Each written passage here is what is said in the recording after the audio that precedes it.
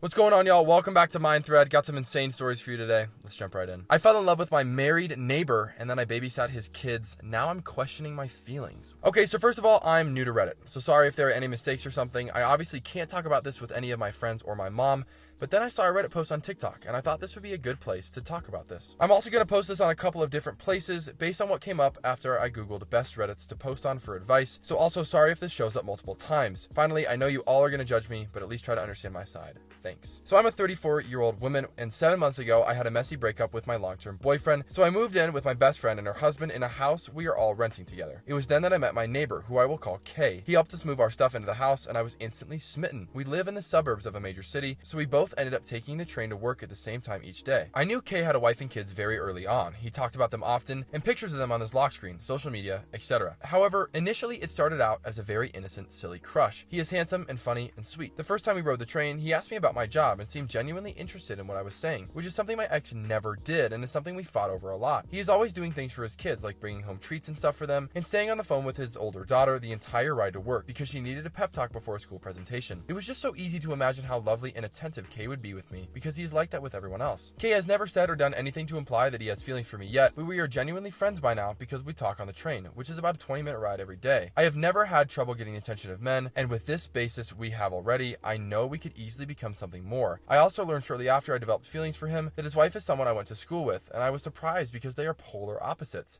He is funny, she is dry, he is exciting, she is cautious. He is a little dumb, and she is very smart intellectually. Looks-wise, this feels mean, but yikes. I just don't think their personalities fit very well together at all, and I can easily see Kay getting stuck in a relationship because he's just so nice. The issue is that yesterday evening, Kay knocked on my door and asked if I could watch his kids for a bit. This was of course no trouble, and I said yes right away. He told me that his wife had gotten into a car accident while away on a business trip, and because she is pregnant, he was super worried and had booked the next flight out to go see her. They don't have any family in the state currently, so he asked me to keep an eye on them for a few hours while a family friend drove several hours to watch them at night. Now this is where the issue came in. These kids are an absolute nightmare. There were 3 girls, and the oldest was your typical bratty preteen times 1,000. She was rude and didn't respect my authority at all, arguing with me about everything from dinner to who had to clean up and what movies she was allowed to watch. I even heard her call me a B-word under her breath a couple times. The middle was rowdy and constantly wanted to play loud, messy games, even when I told her no. The youngest was mostly sweet and quiet on her own, but she joined in with whatever drama the middle wanted to create. It culminated in me agreeing to play hide and seek with the younger 2 and ended up getting locked out of the house. When I went back and tried to convince the oldest to let me in through the back screen door, she pretended she couldn't hear me and put her headphones in. Thankfully, the family friend arrived a few minutes later and let me in, and then I went home. This makes me sad because before now, I would often dream about being a stepmom to Kay's kids one day because of how highly he would talk about them. Now I want nothing to do with them, but at the same time, this is further proof that Kay and his wife are not happy because children from a happy home do not behave like this. Okay, very interesting first take right there. I just want to have a relationship with Kay, but I do not know if it's possible because his kids and I would never get along, and this is even before a potential divorce where their mother could easily get them to hate me. I really love Kay, and I know that we could have a beautiful relationship if I pursued this, but this has really shaken me. I just wish I had someone to talk to about this, but everyone in my life would judge me. Notable comment exchange. Here we go. Honestly, it doesn't sound like you love him. You romanticize him and have this fantasy life in your head. In your head, you act like he would drop his wife and run away with you. You justify this belief by saying his children are wild, so it must be an unhappy home. Meanwhile, you completely ignore the fact that his wife is pregnant and he dropped everything to go to her. You say the kids do not respect your authority. It sounds like they barely know you, and suddenly you're in charge. You're not their mother and will never be their mother. You think you would have a beautiful relationship with Kay if you pursued him? No, you wouldn't. He has a family that he clearly loves. Just because he is nice to you doesn't mean he wants you. I encourage you to discuss this with a professional because this isn't healthy. OP, how do you know whether or not I love him? Are you inside my head? You can love someone before being in a relationship with them, and just like I don't know for sure that he loves me, you don't know that he doesn't. You never know until you cross that bridge. I know he wouldn't just drop everything and run away with me. There would be months and even years of divorce court, custody arrangements, etc. if he decided to leave his wife. And before the comments come in, yes, I know there's no guarantee that he will do that, but Kay is a good, honest man. If anything were to happen between us, he would absolutely leave his wife because it wouldn't be fair to either of us, and he told me he believes very strongly in fairness. That's why I'm asking. I know this could be a messy situation if anything happened. I just want to know if his kids being difficult will make things worse if it does happen. I want to know if the potential pros outweigh the potential cons. Whoa. Okay, then we have an image transcript of a screenshot. Okay, blank and the girls are okay. Thank you for watching the girls. And then OP goes, of course, anytime. Let me know if there's anything else I can do. And then Kay responds with a thumbs up emoji. And then Kay sends a picture or a link of the Reddit story. Oh my gosh. Kay says, is this you? And then OP doesn't respond, and Kay says, because if it is, we need to talk. I promise you that I have absolutely no interest in leaving my family for you. I'm sorry if I ever gave you the wrong idea, but I don't see you as anything more than my neighbor. I don't think we should be friends anymore. And OP goes, wait, and then can I call you? Oh, and that's the end. That is the end of the story, you guys. That is crazy. That is crazy. Where's the conclusion? I don't even know. I think just it kind of ended there. All right, we have another one. My husband has a second family. The ultimate cliche has happened in my life, and I'm absolutely broken. My husband, my rock, has been having an affair for over 17 years. We have been married for over 25 years. We have 3 beautiful children, 2 in college, and 1 who still lives at home. But turns out he had another set this whole time. My husband is an insurance broker. He has multiple branches over the country, which he spends week on, week off. Turns out on his week off, he's been with his other family in Albuquerque, where his other branch is. He has a fiance whom he has 2 kids with, both in their early teens. I found out when I went to make a new Facebook account, and when I searched my husband's first name, another profile with another last name popped up, and through that profile were the links to his fiance's and his other kids' Facebooks. My husband is currently with said family, and I know it's him because his most recent post is a photo of him and that other family eating dinner. Among those photos were photos of him kissing the girl and him being fatherly with kids who look nearly identical to my husband. I am absolutely broken. Almost every part of me wants to scream in his face and reprimand him for ruining my life, but another part of me wants to pretend to be ignorant and to let it be, because our life is peaceful. He's good with our kids, he's the main source of financial income, he's loving, but he's also all those things to another family. Not only would I be tearing a gaping hole into my family, I'd be opening up a vortex for them too. My heart is in shambles. I've never cried so much in my life. My youngest son is currently on a graduation trip with friends, and I'm alone till my lying and cheating husband comes home. My life is absolutely wrecked. It's literally a movie plot. I'm hoping he'll come home and it'll be a big misunderstanding why he's kissing another woman with a ring on her finger. This is like literally the stuff you only see in movies. I don't know what to do anymore. I'm tempted to pack a bag and just leave. I can't be in the home where we've raised our kids, where we spent every Christmas for the last 26 years, and where I've been alone on New Year's taking care of our babies while he quote unquote works. I just can't. I want to leave a note for him, hurt him like he hurt me, but I don't think that's possible. I don't know if I'll ever face him again.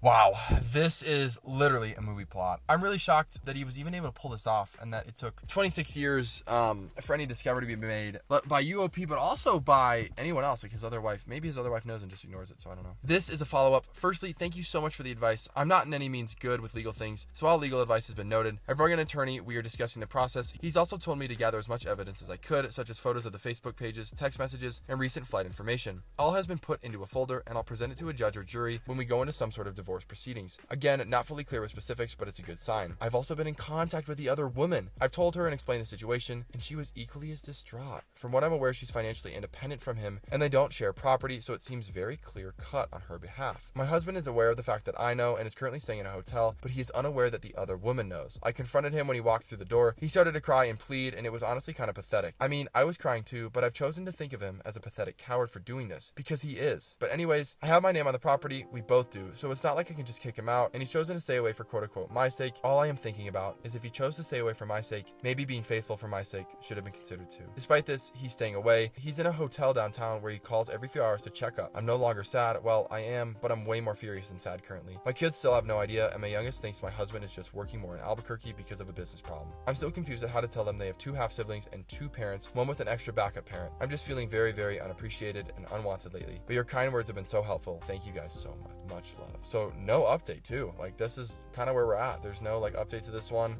Crazy true off my chest story. I really hope OP was able to get out of that situation. AITA for making my sister's gender reveal cake gray because she wouldn't tell me the gender. What a title. I, 23 male, bake as a hobby, and I'm actually pretty good at it. Like, I get paid under the table for weddings and baby showers, kind of good. My sister is pregnant and wanted me to make the cake for her gender reveal. Cool, no problem. I asked her to send me the info so I could prep the inside, plastic pink or blue filling. She says, oh no, I want to be surprised too. Just make it neutral for the reveal and we'll all find out together. I was like, huh? So you want a gender reveal cake with no gender revealed? She says she'll have someone email the info to me later. That someone never did. Deadline comes and I still have no gender, so I make the cake. It's gray inside, gray outside, just full on cement vibes. I even added little fondant clouds for effect. It still tasted great, but visually it was super grim. The reveal day comes, they cut into it, and my sister looks pissed. Her husband is confused. People start murmuring, then she pulls me aside like, why would you make it gray? That's so passive aggressive. I calmly reminded her that no one told me the gender. I literally had no data to work with. I told her I wasn't about to guess or go full improv on someone's baby cake. Now my mom says I embarrassed her in front of the family and that I should have tried harder. Tried harder to do what? Summon the gender through vibes? So AITA for making the most neutral reveal cake in history? Edit, I actually did follow up. Asked her a couple of days before the reveal if the info had been sent, and she just said something like, yeah, someone's taking care of it. I figured it was handled. I didn't want to pester her since she seemed to be chill about it at the time. Okay, I think it's really interesting. A lot of the comments are seeming pretty divided. We got some comments being like, yo, you should have pushed harder for the information, and some are like, well, it's not your fault, you didn't even know. So super interesting story. Wow. All right, here's another story. AITA for letting my sister go thirsty through an entire meal. My sister does this thing where she'll just say something she wants with the expectation that someone will do it for her. For example, if she wants the AC turned up, instead of asking someone to turn it up for her, she'll just keep repeating things like, oh, it's super warm in here, isn't it? Does anyone else feel really hot? Or I heard that today is a super hot day. If someone asks her if she wants the AC on, she'll reply with, no, I'm good. But if you're hot, then you should turn it on. Anyways, last weekend it was my birthday, so my family and I went out to celebrate. During the meal, she kept making comments implying that she wanted another cocktail but wouldn't order it. The waitress even came by and asked if we needed anything, but she didn't order a drink even when we all did. I could tell she was super agitated at that point, but it was my birthday, so I just ignored her. When we all got home, she got really snippy and said that it was super rude that we all got our own drinks and didn't order one for her. My brother and I brought up that she said no when the waitress asked, but she said that wasn't the issue. In her opinion, we should have known to order her a drink too because everyone else got one, and the fact that we quote unquote let her go thirsty was inconsiderate, and that in the future we ought to order her drinks too. She also said that she was only saying no to the waitress because her family should have taken care of her. Her words, not mine. The three of us have been kind of arguing back and forth about it, and I'm just tired of fighting. So I wanted to get some more opinions on whether or not I should have ordered her a drink as well. Okay, I'm honestly floored by this story. The only time that I think other people order for you at restaurants is when you're like a kid. Like my parents would, order for me when I was like young. But now I order my own stuff. I don't know why she's expecting this. This makes no sense. It's just like being super inconvenient. Like she wants them to order her stuff. Do they know what she wants? No. She's not communicating that to them. What type of cocktail she wants? Like she's not even saying anything. This just seems like the path of most resistance. Like what are we doing? I don't understand it. Yo, y'all, thank you so much for tuning in to Mind Thread. I hope you enjoyed today's stories. We got more videos coming soon. See you then. Peace.